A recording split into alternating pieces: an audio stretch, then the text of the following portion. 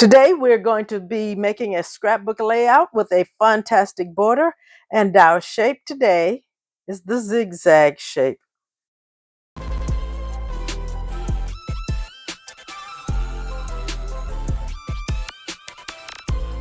This is the template that has the peak and the zigzag. I haven't been using the zigzag much lately, so I'm thrilled to be using it. Our papers are going to be from the 2026 National Scrapbook Day Designer Pack. You know, the one with the chicken. Well, I promise you there will be no chickens on our layout when we are finished today. The papers that we pull from here are the one with the green check and the beautiful stripe with the sunflowers and spring flowers. Really pretty paper with the multiple stripe design. And the beautiful green check. And we're going to use both sides. And we're going to use our chicken paper with the chicken wire in a beautiful golden yellow. And yes, we are going to use both sides. The first thing I want to do is to cut the chicken paper. So I'm cutting this chicken paper at 6.5 inches. 6.5 inches on the side that is tone on tone, and that leaves 5.5 of the side with the chickens.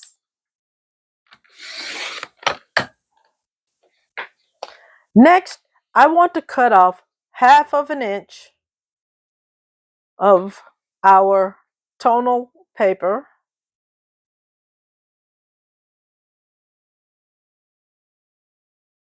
So now this paper is 11.5 inches and 6.5.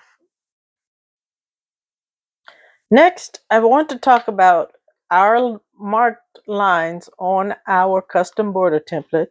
And as you can see, there are 3 little tick marks here. One is labeled with an R, one a G, and one a B. Today, I'm going to be talking about the R. So when I say I'm placing the R line somewhere on the 13 by 13 inch mat, this is the one that is nearest our zigzag, and that's the one I mean. This R.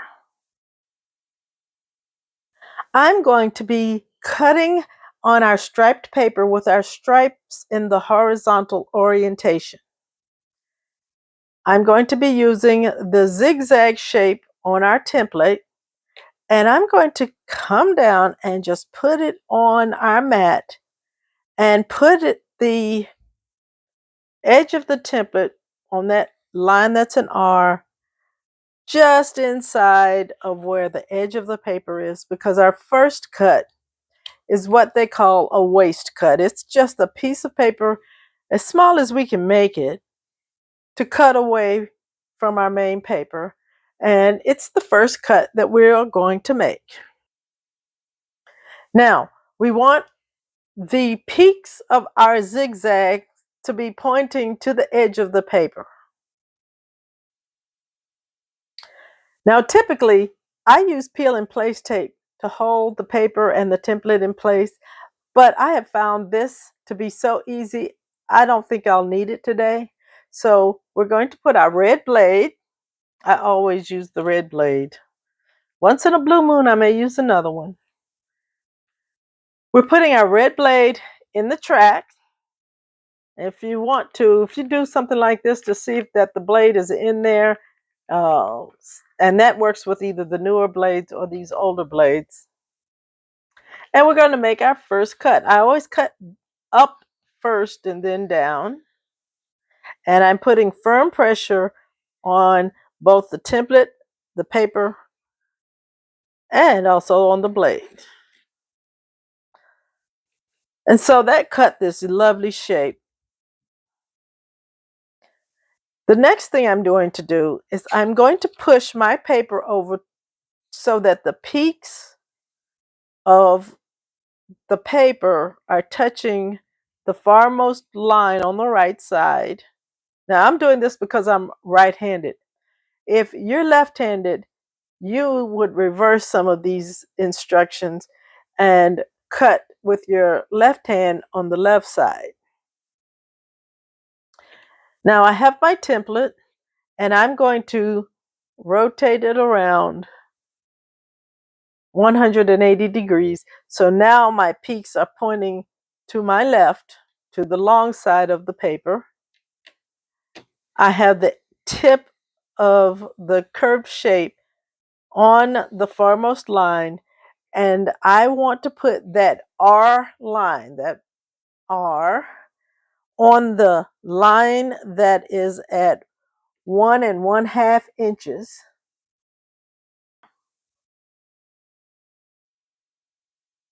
This line is the 1 1/2 inch line over from the edge of my curve, and I'm putting that R so that it is on that 1 1/2 inch line.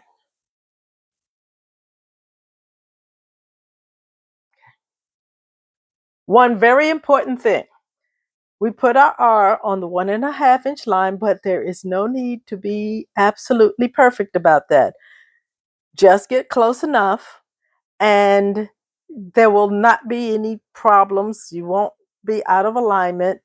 It'll work out just fine.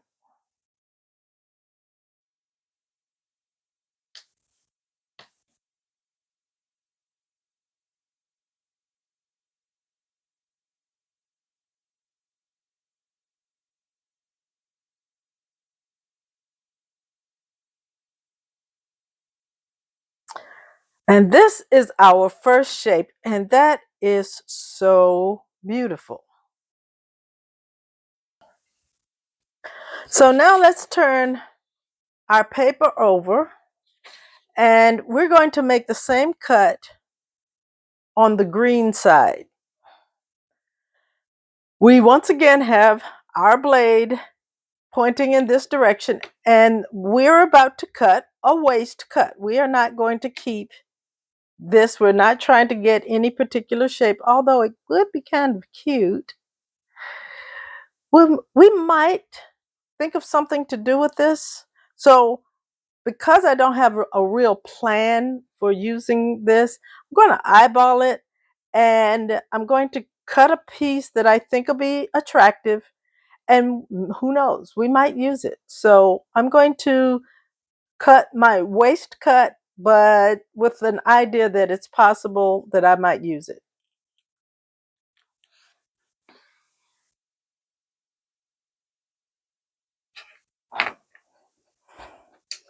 And so I'm setting this aside. I may or may not use it. Just like before, we're coming over to the edge. We're putting the peaks on this far line, the 0 line. We're rotating our blade around, and we're putting that R at 1 1/2 inches, or as close as we feel comfortable. We made it. It doesn't have to be perfect. We're putting firm pressure on our paper, our template, and the blade, and we're cutting.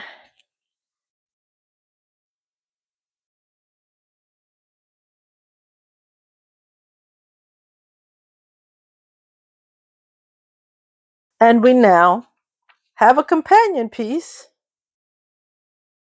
to our stripes. Remember our chickens? Let's turn them over and let's make another border with the beautiful golden chicken wire. And just like with the other two, we're going to make a waist cut.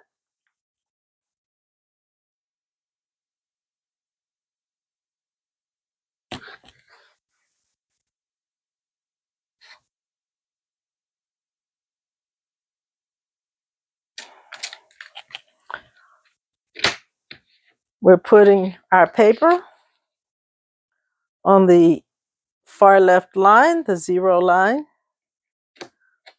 We're rotating our blade around, and we're putting that little R at 1.5 inches.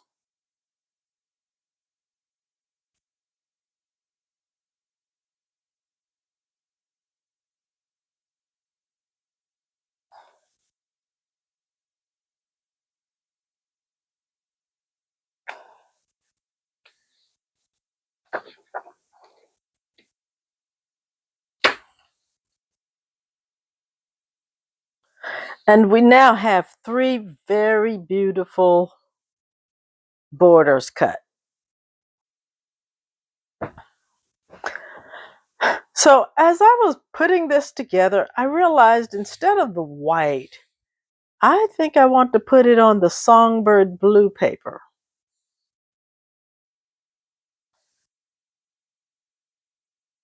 So we now have our 3 punched borders, and I'm going to take a minute and ink the edges on these, just because I happen to like that style. I'm going to use the Memento Dewdrop ink in the color Toffee Crunch. I'm going to just simply brush my ink pad on the edges of my borders, and it's really going to help them stand out on the page.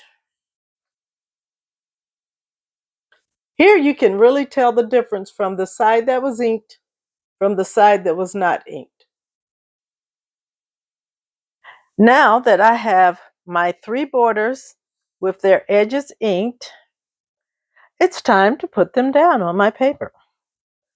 So I'm going to take my green border and put it on first. Now I'm using repositionable. You can use your regular tape runner. I'm putting my first border to the left, pretty close to the edge.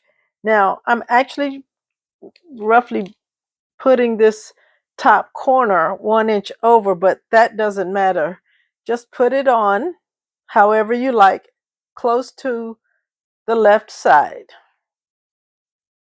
My next border is going to be the yellow one. I'm going to put the yellow border right beside the green border, and just so they touch.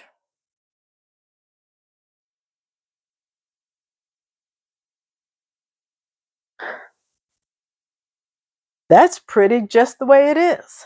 And so finally, I'm going to put on my striped border. And I'm going to put my striped border right in the middle of the green and the yellow border. And yes, there's going to be a little bit of blue peeking through, and that is on purpose. Now, if you're not sure you want a little bit of this blue to poke through, when you cut your middle border, you can make it just a bit wider than you made your left and right border, and that should give you a little more room right here, and then you won't see the gaps, but I like the gaps. Now, I think this makes a just gorgeous base page as it is, and so I decided that extra green, I'm going to let it get onto the page. I'm going to put this border on down at the bottom, and you can kind of decide how far up you want it to go. I'm going to put mine a little high. I'm putting it starting around the 1 inch up. And so now I have this lovely L design. And this is so flexible. Now I have a lot of single photos. So I can see me, for instance, putting a photo right here and maybe a title and decoration over here. There's plenty room for 2 photos and maybe a title there. There's room for 2 photos horizontally. And we can get even 3 4x6s onto this page. And I think that would be beautiful. So we made this piece 6.5 by 11.5. And it's going to beautifully hold 6x4 photos and be a mat for that. And maybe we could trim it here. And if we did, we would get to see all of this. We could put 2 photos on here and punch or cut a design here. We could use the custom border template and cut a design here.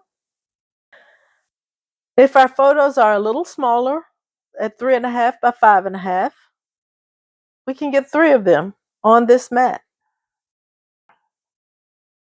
So what I've decided to do is I'm going to take this mat piece, which is 11.5 inches this way and 6.5 inches this way, and I'm going to center it on my paper, meaning I'm going to bring it down 2 3/4 of an inch from the edge, or up 2 3/4 from the bottom.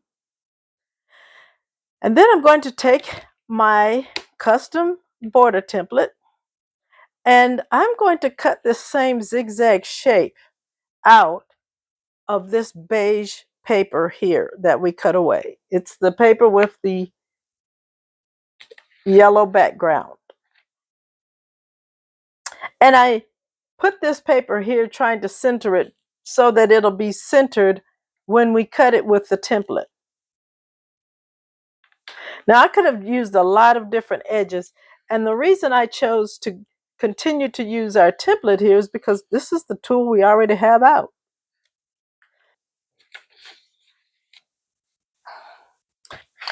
Now I've also chosen a photo, and I also chose from the NSD bundle this variety mat card because the greens match.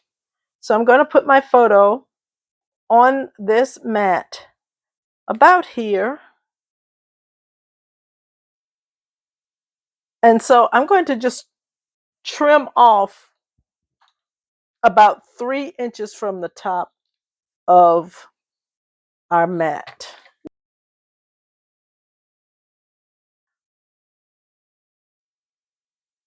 So I'm literally eyeballing how much space I have over here before I cut.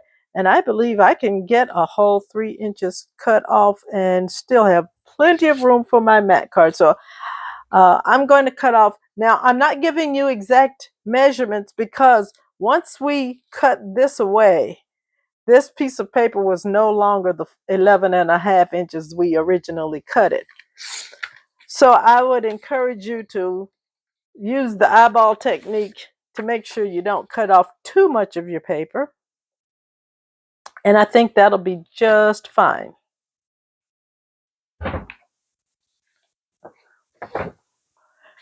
I'm also going to ink the edges of this piece too. Inking also will cover up a lot of imperfections when on your paper.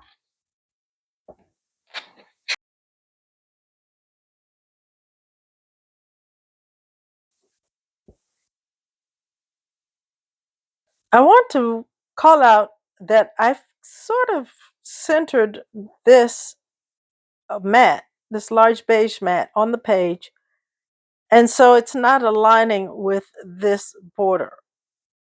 But it could have. I could have put it over here, and these things, because they were cut with the same template, they really fit together quite nicely.